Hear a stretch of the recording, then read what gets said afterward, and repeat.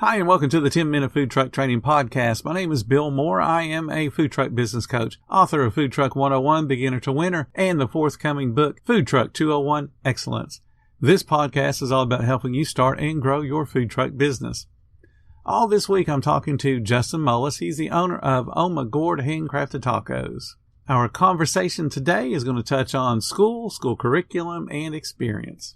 Does it ever feel like you're a marketing professional just speaking into the void? Well, with LinkedIn ads, you can know you're reaching the right decision makers. You can even target buyers by job title, industry, company, seniority, skills. Wait, did I say job title yet? Get started today and see how you can avoid the void and reach the right buyers with LinkedIn ads. We'll even give you a $100 credit on your next campaign. Get started at linkedin.com/results. Terms and conditions apply. So let's talk about on your off days. What are you doing on a real off day? Well, today's my off day.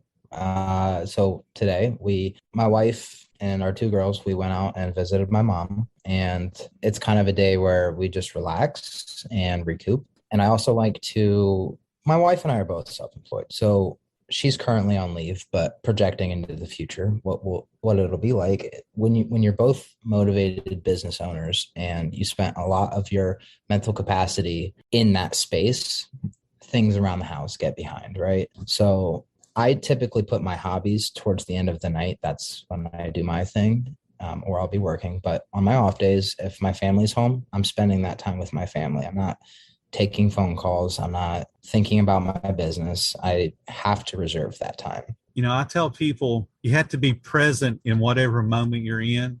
And what that means is your mind has to be there as well as your body. So like you mentioned, when you're with your family, you're with your family. You're not worried about food costs, and you're not taking phone calls, and you're not trying to place orders. You're 100% with the family. And to me, that makes the work life a lot easier, because then when you're at work, you're 100% at work because you've taken care of your family. You're not worried about, oh my goodness, I got to cook dinner tonight and I've got to, do whatever the kids need to have done. You can be 100% at work, knowing that when you go home, you're 100% at home. Tell me about your hobbies. You said you like to do later in the evenings. What would one of your hobbies be? Yeah. So not always the most productive. In the evenings, I do like to play my video games, and that's something that I've just done all my life, but I'm learning how to handle doing it responsibly. Right. Whereas in the past, it's like, all right, you want to play video games for 5 hours, go ahead. It's not like that anymore. Basically, I will take over parental duty. Since my wife is home all day, I will let her go up and get a few hours of uninterrupted sleep before the baby wakes up again, inevitably. But when I do have time for my hobbies, I'm a basketball fanatic. So you can catch me out on the basketball court, usually once or twice a week. Yep. Lately, though, and this is just something that if you're kind of following this path, if you're wanting to be an entrepreneur and you're wanting to be a food truck owner, you just have to accept that your hobbies are important. They are, and they do require, you do require space for those. However, you're going to have to give, because maybe on a Tuesday night when I would normally play basketball or play video games, now I have work to do, and I already worked. Yep. And I still have work to do. And that's just how it is. And you have to be okay with that. Tell me what your favorite video game is. My son's a big video gamer. Oh, I don't know. How about this? Instead of saying a favorite video game, I don't have a favorite one, but I consume video games the same way that certain people will consume books, in the sense that I really love a good story, a good adventure. I like watching just how far the animations have come over the years, and the soundtracks. There's just something I can get lost in is all I need. Yeah, my son vacillates between, the first-person shooters, because he's actually really good at those. And then he'll play, like Kingdom Heart, and then the one that's based on Kingdom Heart, because they have stories. And they're basically button mashers where you just do the same thing over and over, but you have a story that you're more interested in the actual mechanics of the game, because you're going to advance. Otherwise, you don't get to the end and find the end of the story. So he vacillates between those. That's cool. But you're right. As an entrepreneur, you got family life. You've got to have some type of a social life, whether it includes your family or you going out with the friends to shoot basketball. Because I used to do that as well back when I was about your age. I used to play a lot of racquetball too. One thing that I found when I was doing that is you can't feel guilty that you're out doing it. Man, I'm out playing racquetball and I should be at home with the kids, or I should be working on, my food cost, or, placing an order or whatever. What I found is when I was out doing those things, sometimes I would have those epiphanies of my mind not being focused on work, that something I needed fixed at work would just come to me. I'll be defending somebody and go, oh, that's a good idea on, fixing a steam table or rearranging the kitchen or something. And my buddies would look at me like I was crazy. It's like, play the game, worry about work later. But you've got to have that balance. Absolutely, for sure. You said you started at Taco Bell at 19. So what kind of education do you have beyond, high school? So I spent a part of my life figuring out what type of education I wanted because I thought that having education was going to make me more money, which is like it's the common pitfall to Right. college, which some people do it right, some people do it wrong. I don't know where I lay with it, but I went to school for exercise science. I was originally going to be a math teacher because I wanted to coach football. I played football in high school, and I just decided that the curriculum was getting a little too advanced for me and it was going over my head. So I switched gears, got into the health field, and I eventually decided to stop going to college. And I was just working full time for a couple of years. After a few years, I ended up in a factory job. Was like, all right, listen, I cannot do this. I'm halfway through college. Like, I need to go finish. So I went and finished. I went to Akron University. So if anyone's listening and they're from Akron, that's awesome. And I got my degree in exercise science, and I don't use it, but I did take a lot of really great life lessons from it. And I think that it helped build a lot of character and leadership. And I think that the way that I can communicate with people and build connections, I think I did get most of that from school. So the way I like to think about it is I didn't pay for the curriculum, I paid for the experiences. That's a good attitude to have. When I went to school a long time ago, I wanted to be an architect. That was what I wanted to be. I loved doing drafting and architecture and the design and all that. And, got a degree in it, but it was really boring. Once you got to the actual work part of it and saw what you had to do in an office, man, this is boring. And when you're the new kid on the block, they put you down at the lower end of the totem pole. So you're not actually designing anything. You're tracing stuff. And this was back before we had, computer assisted drafting. You were doing stuff on, paper and ink. So you're the one doing all the tracing for all the blueprints. It's like, I don't want to do this. Now it's just copy and paste. But, back then you physically had to trace it out. And that's what got me into food, because I was working in a restaurant at the time and the restaurant was growing. So I was like, oh, I have much more fun here. So this is where I'm going to be. Can I ask you a question? Yeah, of course. You talk about that restaurant and how it was growing at that time, and I'd like to kind of expand upon that a little bit and kind of get to know a little bit more about that.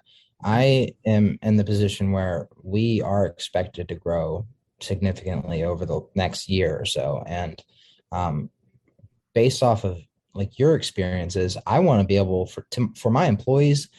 I always told them, listen, this is going to be huge at some point. I don't know exactly where we're going or like the direction yet, but I will soon. And you being a part of our team now, there are going to be a lot of opportunities for you in the future. Wow. So you talk about how this restaurant was growing, and I'm just kind of curious to know, like, what did they do for you to make you like it? Well, we sold roast beef. So we're kind of like an Arby's. At the time, we were a small regional chain. When I started with the company, they had 35 stores. So they had a lot of policies and procedures in place to help them to expand. They had an operations manual that laid out every single thing an employee should be doing, from recipes to how they waited on a guest when they came into the line.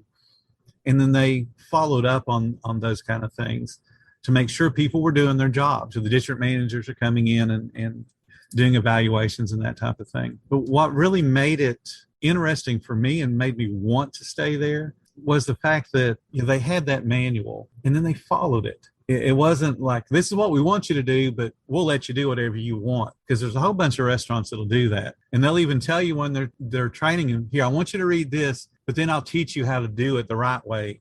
When they say right way is really going against the operations manual because everybody will take shortcuts. So I like things that have structure. I'm a very linear person. So the one thing that Rax, that was the name of the company, it was Rax Restaurants. They had a plan to grow laid out, and it made sense. And when they started growing and building stores, back then there was a whole bunch of property in all the cities. So you're talking about your particular town growing. There's probably some revitalization of older buildings and bringing them back to life and maybe redoing the downtown. Back then for us, it was a matter of we're expanding the town. We're going out to the places where nothing's been built. So we're the first restaurant on this end of town. We're the, in some cases, the second restaurant. They started in Columbus, Ohio. Oh, yeah. There's not many of them left. The joke back then was we were the test kitchen for Wendy's, because anything that we did, because we were, again, a small chain that did well, Wendy's would just pick up and do it. Like we started baked potatoes a full year before Wendy's did. And this was wow. The early 80s. We had a salad bar in our dining room about 4 years before Wendy's put in their first salad bars in their dining rooms. We did the hot bar like 5 years before Wendy's converted their salad bar into a hot bar, and they had the big super bar that was down the one side of a Wendy's. The only thing that Wendy's really did before us is they sold hamburgers, obviously, but they did the single line. Back then, you walked into a Wendy's and they had a serpentine line. So everybody was in a single line with one register. And we started doing that a few years after they did. Because what that does for you is it gets everybody focused on taking care of the orders one at a time. You can't get snowed over. And they set up full restaurants. We had a full restaurant for the front line. We had a full restaurant for the drive-through. And then if one or the other line had a big order, they would help each other. And I liked the same things that you talked about, the teamwork and the camaraderie. And then just the fact that they recognize good people. And it wasn't, hey, I think you could do a good job. And if you keep doing these 38 things on this list, we might give you a promotion. It was, hey, you're doing so awesome. Here's a promotion. We're going to move you to this store if you're interested, and we're going to pay you this amount of money. It was a little bit more difficult than that, but that's what it amounted to. So like I said, they just treated me right. They didn't do anything ever that made me go, I just don't want to work here. It was that way all the way up and down the chain. The president of the company from Columbus, Ohio would drive down to, I lived in Ashland, Kentucky. So he would drive down and, come visit the stores. And, it's pretty cool when you're an employee that the president of the company knows who you are because you've been there so long. And, talking to you. I just liked it. I just did. And it's just stuck with me. A sense of urgency is something all food service people should know. Tomorrow, Justin talks about his own sense of urgency. Thank you guys so much for listening to the 10-Minute Food Truck Training Podcast. If you're finding all the information helpful to your business, please become a monthly supporter of the podcast. Just hit the support button or follow the link in the description. Every little bit does help keep us going. Join our Facebook group. It's called Food Truck Training. We have a whole bunch of awesome members at all different levels, from just starting new beginners to decades-old veterans. They all have your back when it comes to answering your food truck questions. And again, thank you so much for listening. Come back tomorrow because I got plenty more to say when it comes to helping you and your food truck business grow.